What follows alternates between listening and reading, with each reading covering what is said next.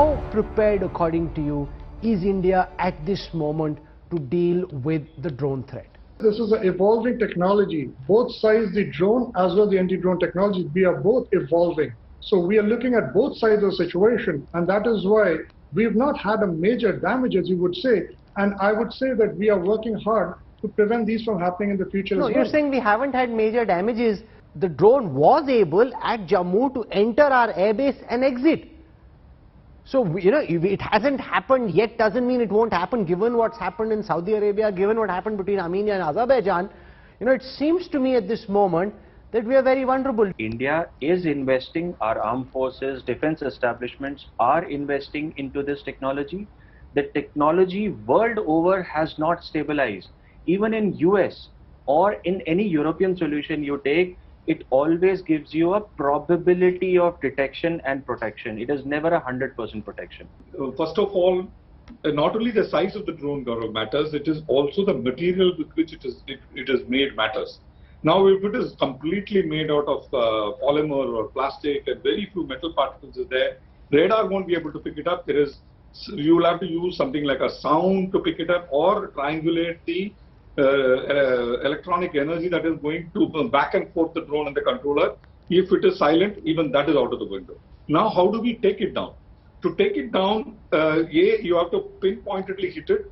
If it is even 2 kilometers away, simple mathematics will tell you you cannot pinpointedly hit it. Then how do we hit it? Send a barrage of bullets. Rahul, allow me to say a quote example of Russia. Russia was in a war zone in Syria, and they were attacked, their naval and air base were attacked by 13 drones. And remember, they fired missiles, they fired guns, and they tried jamming. Lastly, what was most effective was on-ground operations and the intelligence. Since then, the technology has progressed. If we prioritize, and I mark my words, we can, achieve some sort of initial deployment in a short period. What we need to understand is that there is a dimension of the substance that was put on the drone as well, which needs to be looked at. And if we start looking at that much more aggressively, the possibility reduces, and then focus of the counter drone technology at critical assets versus little less critical assets, or the next class of assets will help us deploy iteratively. Dr. Anita Soni, why don't you tell us your story? You're a COVID survivor and you've emerged out of COVID and you continue to work in a way in COVID care wards. What has this last 18 months been for you like? I was the first person in a private setup in a corporate hospital in Bombay to get an asymptomatic patient and be told, like, lo and behold, she's COVID positive, she's come from the Gulf and you've got to look after her. So I said, fair. In those days, there was nothing like home quarantine. So I had to keep her in my hospital for 14 days, look after her, make sure that the baby is absolutely fine. She was a previous cesarean, so we had to plan a cesarean for her. Luckily enough for me, all was well, she went home. The first wave, because we are a tertiary care center, we had a lot of referral cases. The second wave was nothing that I was ever ready for. I had a mild COVID. Luckily, I was blessed with 2 vaccinations before contracting COVID, and I was isolated for 2 weeks. And during these 2 weeks, I used to do teleconsults, I used to take telephonic hospital rounds, read about the new research, the new medicines, how to help the admitted patients and help the patients recover faster and how to decrease the mortality. But I lost a very close brother-like friend of mine who was just 35, and that made me even more anxious, and I was so desperate to join the hospital back and help the sick patients by treating them and aggressively before it's too late. By God's grace, I had a very, very mild form of disease. But as you may know, all residents stay together in the hostel room. There are common bathrooms. So there's really no scope for self-isolation. And that's why I had to be admitted.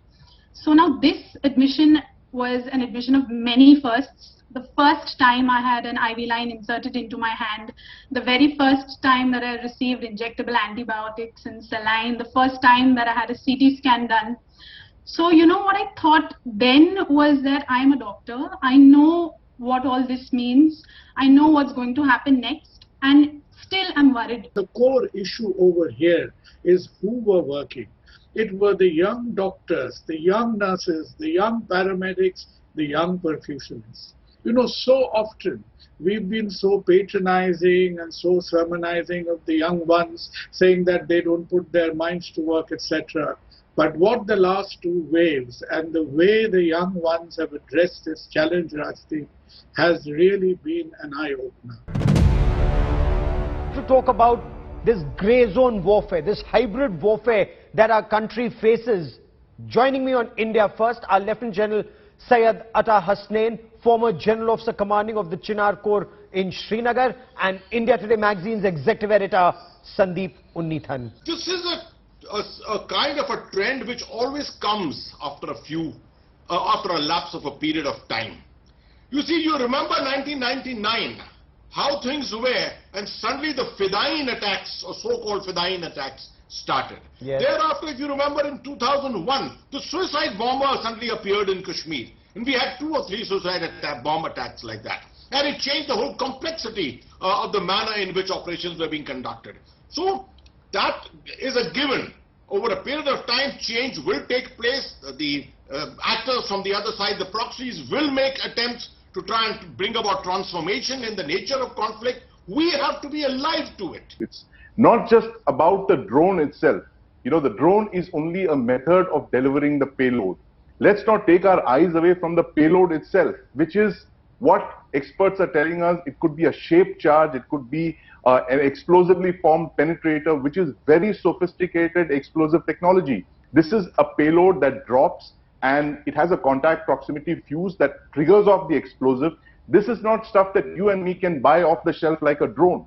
So, you know, while drones have been around for about a decade, yes, the technology for, you know, fashioning a payload of this nature and, dropping it from a drone, that calls for a very high degree of expertise. And this is the kind of expertise that only states have. And that's what we should be really worried about.